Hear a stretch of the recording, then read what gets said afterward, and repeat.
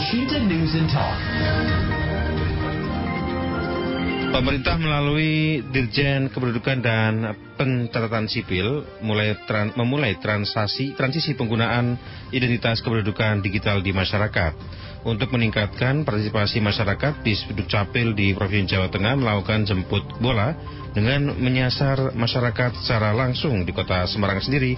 Hingga pekan lalu sudah ada sekitar lebih dari 20.000 penduduk yang terdaftar menggunakan IKD. Bagaimana antusiasme masyarakat beralih ke IKD ini, kita akan jumpai Kepala Disdukcapil Kota Semarang, Dr. Andes Yudi Hardianto Wibowo.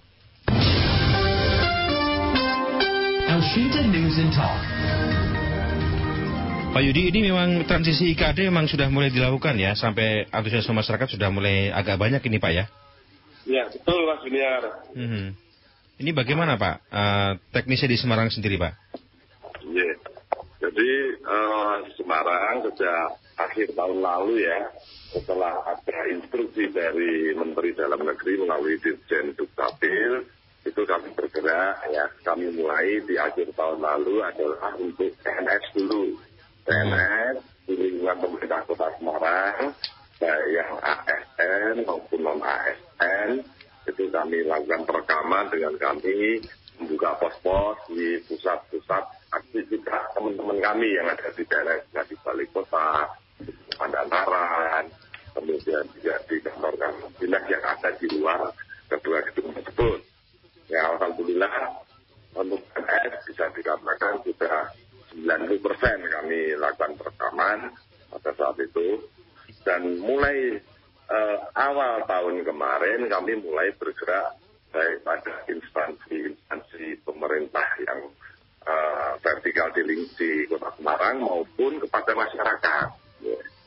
Nah, dari masyarakat untuk bisa kami aktifkan identitas kependudukan digital, atau lebih sering orang bilang KTP digital, seperti itu Mas. Ya. Itu nanti untuk meningkatkan antusiasme masyarakat, ini bagaimana cara yang dilakukan oleh Disdukcapil Kota sendiri Pak Yudi? Ya, yang pertama kami tentu lakukan sosialisasi melalui berbagai sarana yang ada, media sosial tentunya ya. Kemudian juga kami bercerita kepada rekan-rekan pers. Yang berikutnya pada masyarakat. Pada masyarakat ini akan lebih mudah ketika kita datang ke masyarakat, kemudian kita berikan identitas kependudukan digital tersebut, artinya kami aktifasikan kepada mereka. Dan kami manfaatkan forum-forum pertemuan yang menghadirkan banyak masyarakat.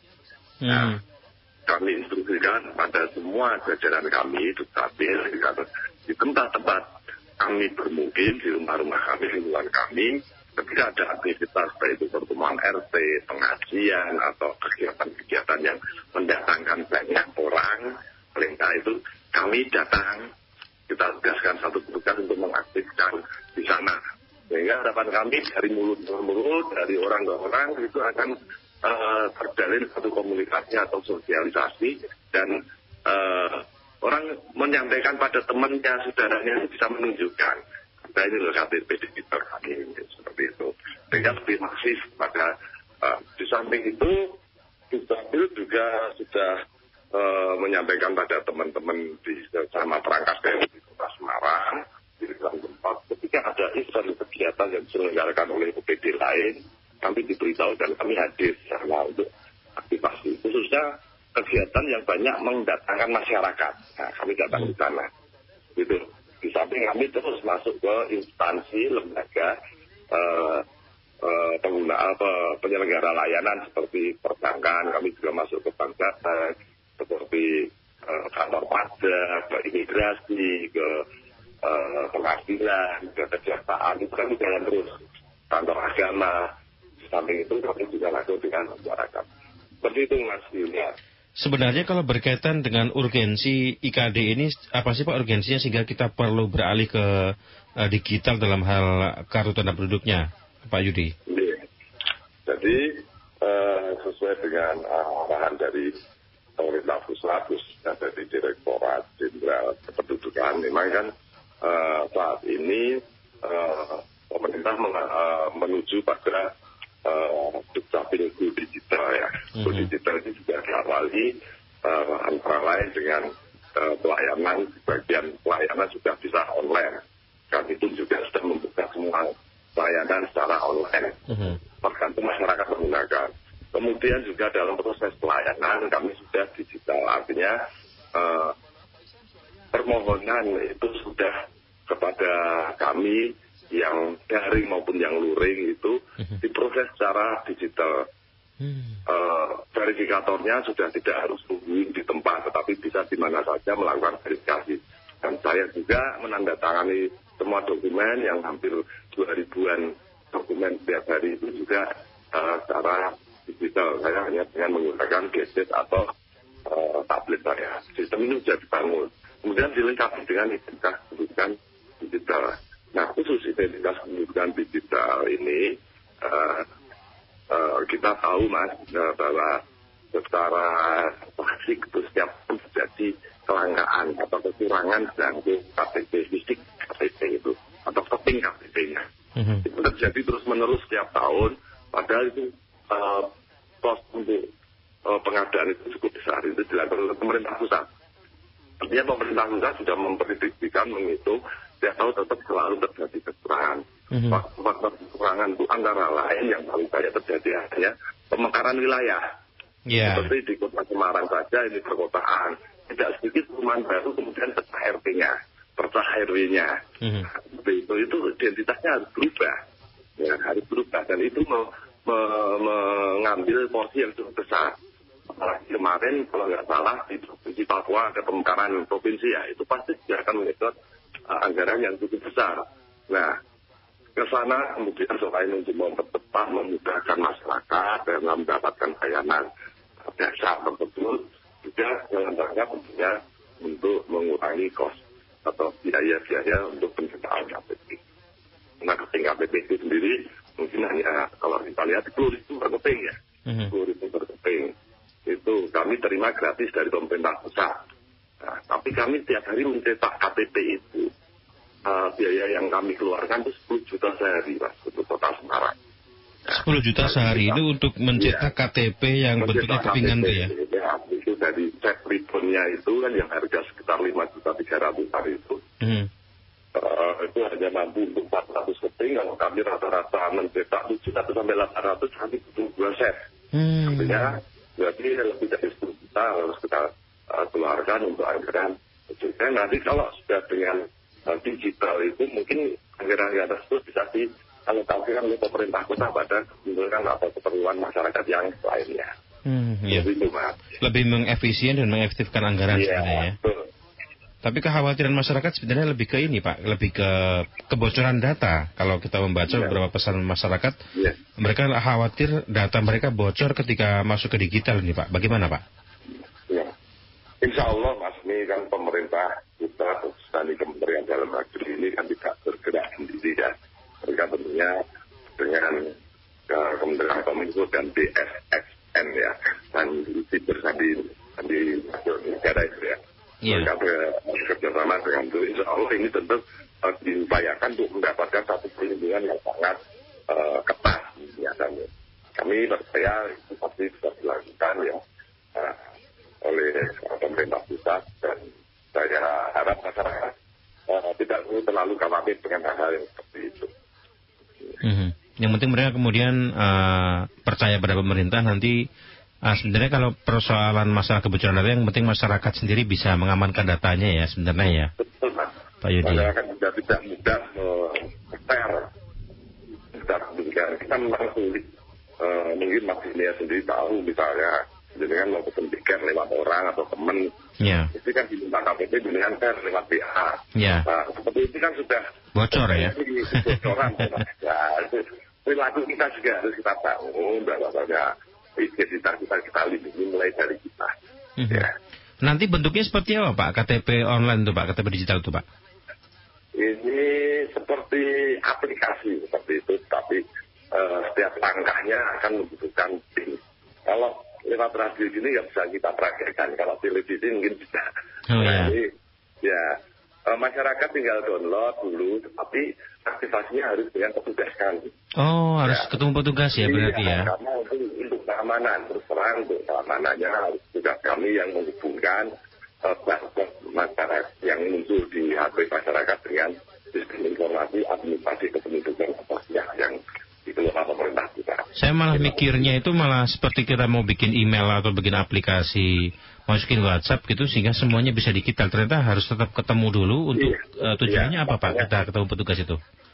Ya, itu kan verifikasi akhirnya kan dengan data yang sudah ada di server Pupat, Mas. Ya. Jadi saat ini kan tidak diperbolehkan barang orang bisa mengakses ke sana.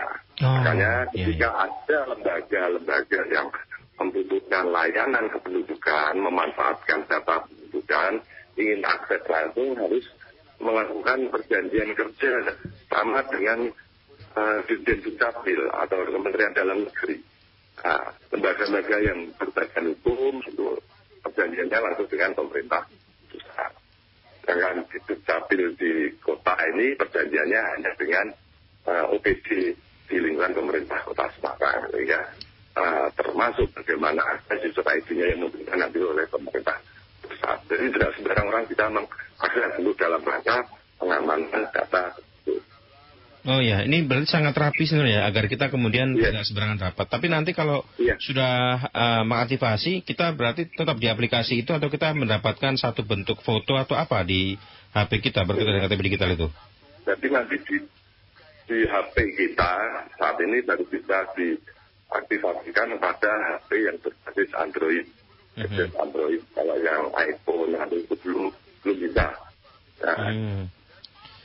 Gambarannya seperti itu ya Pak? Gambarannya seperti saya punya ini Pak, saya punya kayak semisal JKN Mobile semisal ya. Itu seperti itu, karena kan kalau di aplikasi BPJS itu saya bisa mengetahui kartu BPJS saya tanpa harus ngeprint ya. Seperti itu modelnya atau bagaimana? Betul, ya hampir seperti itu, tapi ini lebih lengkap. Begitu diaktifkan, IKD tersebut, di Desa Pendudukan kita sudah IKD ya. Itu maka di dalam media kita akan muncul satu KTP kita. Yang kedua, kartu keluarga kita. Bisa dilihat di situ. Kemudian yang berikutnya, daftar anggota keluarga yang satu keluarga. Ya. Nah, terus ada dokumen-dokumen lain yang bisa menyertai otomatis tertanam di situ. Yang pertama kalau seperti saya yang PNS muncul itu ASN saya. Nah, kalau saya sudah wajib pajak yang membayar pajak dan melaporkan pajak, muncul juga NPWP saya, kartu NPWP saya. Karena saya sudah masuk ke BPJS Kesehatan, kartu Indonesia Sehat saya juga muncul di situ. Karena saya sudah vaksinasi sampai booster ketiga muncul sertifikat vaksin saya sampai yang ketiga. Karena saya sudah terdaftar sebagai pemilih, muncul kartu pemilih saya dari KPU. Antara lain itu Mas. Kalau saya terdaftar di DTKS pun muncul Mas, kartu DTKS saya. Berarti itu kan itu nggak boleh seperti itu. Nah, tapi masyarakat dia akan memperoleh dokumen lain berbeda-beda. Ada yang punya DTKS, ada yang tidak. Ada yang punya NPWP, ada yang tidak. Seperti itu. Jadi nanti kita bisa mengetahui punya kita sendiri, identitas kita, hanya dengan aplikasi itu ya Pak. Kita sudah BPJS kita bagaimana, vaksin kita bagaimana, gitu ya. Ya, ini saya ada pertanyaan dari pendengar Pak Ahmad dari Tembalang menanyakan kemarin saya sudah antri di Undip buat bikin IKD, ternyata harus pakai Android, sedangkan saya pakai iPhone. Harusnya kalau belum siap tidak usah diimplementasikan ke masyarakat ini. Ini Pak Ahmad dari Tembalang, barangkali HP-nya iPhone ya, sehingga agak susah ini ketika mau Pak gabung ke IKD. Bagaimana Pak? Ya, kami mohon maaf untuk yang seperti itu Pak ya. Memang saat ini pemerintah pusat baru bisa menyediakan atau mengaplikasikan IKD itu pada Android. Ini masih dibangun terus ya, sehingga bisa berbasis Android maupun basis iOS ya. Seperti itu. Insya Allah ke depan semuanya akan bisa seperti itu. Tapi memang saat ini perlu untuk kecepatan pemerintah pusat ini yang ada dulu diimplementasikan. Seperti itu. Jadi kami mohon maaf kalau masih yang iOS atau yang iPhone itu belum bisa dilayani. Nah, seperti itu.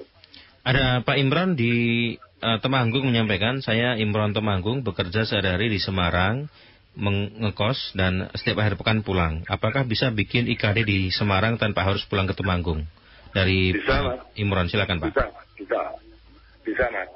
Jadi bisa datang ke kami, tapi yang di loket dinas ya. Jadi sementara ini kami punya 16 loket layanan di kecamatan atau di sekitar kecamatan. Plus 1 pelayanan di dinas. Yang kecamatan ini sementara memang fokus pada tugas di kecamatan masing-masing, sehingga masyarakat warga kecamatan tersebut ya bisa dilayani. Tapi kalau di dinas, monggo yang dari Temanggung, dari provinsi lain pun datang ke dinas, kami akan buatkan aplikasinya bisa seperti itu. Oh, berarti khusus Pak Imron dan masyarakat lain, ini yang luar kota atau luar provinsi bisa, tapi asalnya ke dinas ya? Iya, sudah banyak yang datang ke kami. Ini baru saja tadi dari Satpam 2 orang, Jakarta 1 orang, dan juga 2 orang sudah datang ke kami. Kami aktifkan. Pak, ada kendala tidak Pak dalam penerapan IKD ini Pak di Kota Semarang selama ini Pak? Yes, kendalanya itu pertama kendala kemampuan sebenarnya. Banyak masyarakat kita itu sudah pegang gadget, pegang HP, Android, tapi nggak tahu emailnya. Padahal itu email itu nanti untuk menjawab atau memasukkan notifikasi juga kode aktifasinya melalui email, sehingga kemudian petugas kami membuatkan email yang tertanam di HP tersebut dulu. Jadi itu membutuhkan waktu untuk mengaktifkan membuatkan email. Tapi dari masyarakat yang usia milenial, yang masih anak-anak muda itu, mereka sudah bisa bikin seperti itu, prosesnya 5 menit selesai. Tetapi bapak-bapak ibu-ibu yang sudah usia lebih dewasa, usia 50 itu ya seringkali kami harus membuatkan emailnya. Itu kendala dari masyarakat seperti itu. Dengan kendala teknisnya, terkadang memang terjadi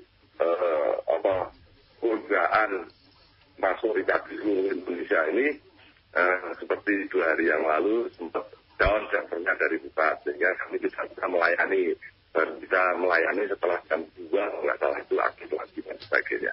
Nah, 2 hal itulah yang memang yang saat ini menjadi kendala. Di samping mungkin animo masyarakat yang terus kami bangun untuk bisa mengaktifkan di masing-masing gadgetnya itu. Ada Pak Toto di Gunung Pati menanyakan, daerah saya termasuk daerah yang jarang ada sinyal, suka susah, apalagi kalau sudah masuk kampung-kampung. Ini apa masih bisa kalau kemudian kalau sudah punya aplikasi, tapi tidak ada sinyal, apakah masih bisa diakses atau hanya butuh sinyal ini Pak Toto di Gunung Pati? Ya, memang sinyal itu jadi komponen yang penting ya. Biasanya kami itu, petugas kami kalau mulai mengaktifkan itu kami siapkan modem ya untuk memperkuat sinyal setempat bisa diakses oleh masyarakat yang sedang mengaktifkan itu modem atau filtering dengan HP gas. Kami siapkan itu sehingga pada saat aktivasi seperti lancar. Memang kalau di Semarang sebenarnya tidak banyak tempat yang mendapatkan bantuan tersebut, tapi biasanya kalau lokasinya itu di lembah ya Mas ya, tertutup dengan tebing atau sekian, itu memang sering kali kesulitan itu. Jadi Gunung Pati daerah mana itu wisata country itu memang agak sulit di sana. Iya, pernah saya ke sana juga agak susah tuh Pak. Country, kemudian di kawasan hijau juga ya. Itu turun ke bawah seperti itu memang sulit sekali dijangkau oleh internet karena mestinya mungkin butuh. Makanya kami petugas kami kalau ke sana bawa router Mas. Nah itu ya, daerah-daerah yang sulit kami bawa router. Iya. Ini artinya kalau sudah ada penerapan IKD ini ke depan berarti pemerintah kota sudah tidak mencetak KTP berbentuk manual berarti Pak ya? Saat ini masih. Oh masih. Karena belum wajib ya Tahun ini baru ditargetkan 25% ya. Ya. 25% penduduk seluruh Indonesia, berarti di Kota Semarang juga 25% dari wajib KTP untuk diaktifkan digital ID-nya. Ya. 25% ini kalau di kami wajib KTP sekitar 1,2 juta, itu berarti 300-an ribu. Itu yang harus kami aktifkan tahun ini. Kemungkinan kalau memang itu sudah mulai bisa diterima masyarakat akan bergerak ke arah sana. Kalau sudah wajib atau artinya pemerintah secara bertahap akan mengurangi sisi KTP yang selama ini ada. Dua-duanya masih berlaku, Mas. Dua-duanya masih berlaku. Atau sebenarnya bisa milih, saya warga mau bikin KTP, apakah manual atau digital, apakah bisa milih atau memang harus digital dulu atau manual dulu? Sekarang, kalau datang ke kami berikan dua-duanya, Mas. Oh, gitu ya? Iya, sementara ini kami berikan dua-duanya. Iya. Belangko masih tersedia, Pak, untuk KTP-nya, Pak? Ya, saat ini sampai dengan bulan ini Maret masih tersedia, Mas. Mudah-mudahan ke depan juga masih tersedia. Ini sampai Maret persediaan kami masih cukup. Oke, baik. Ada pesan terakhir barangkali Pak buat pendengar untuk closing statement di wawancara kita pada siang hari ini, Pak Yudi? Yang pertama saya ingin titip pesan kepada masyarakat, tidak perlu khawatir dengan adanya transformasi identitas kependudukan dari fisik menjadi digital, karena Pak pemerintah tentunya tidak memikirkan itu bagaimana pengamanannya. Di samping pemerintah juga sudah memiliki undang-undang yang membentengi terhadap penyalahgunaan data pribadi Totobank. Itu sudah ada ketentuan dan peraturannya. Yang kedua, masyarakat pemerintah juga selalu berusaha melindungi data kependudukan tersebut dari aspek teknis. Perlindungan itu tetap dilakukan, Kementerian Dalam Negeri, BSSN, dan Kominfo tetap bersama untuk melakukan itu. Jadi masyarakat tidak perlu khawatir terhadap keamanan tersebut. Yang berikutnya, kami titip pesan kepada masyarakat bahwa semua layanan kependudukan, apapun bentuk dan namanya, di Kota Semarang dan di seluruh Indonesia ini adalah gratis ya. Gratis, tidak ada biaya rupiah pun yang dipungut, sehingga kami berharap masyarakat bisa melakukan sendiri, mengakses sendiri layanan-layanan yang kami berikan, karena kata melalui perantara dipungut biaya, kemudian nilainya cukup besar dan ini menjadikan gangguan terhadap integritas atau kredibilitas masyarakat terhadap layanan yang diberikan pemerintah Kota Semarang. Jadi kami berharap masyarakat datanglah, kalau bingung harus mengurusnya bagaimana, datang dulu ke kantor. Di loket informasi akan diberitahukan. Kantor kami ada 18 titik layanan. Kantor dinas, 18 kecamatan, 21 tim pelayanan publik. Baik.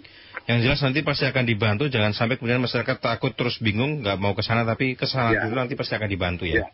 Iya, pasti dibantu. Baik. Terima kasih Pak Yudi sudah berbincang bersama Elvinta. Selamat siang Pak Yudi. Selamat siang Mas. Terima kasih. Sama-sama Pak. Demikian mendengar Kepala Dinas Kependudukan dan Pencatatan Sipil Kota Semarang, Dr. Andes Yudi Hardianto Wibowo. News and Talk.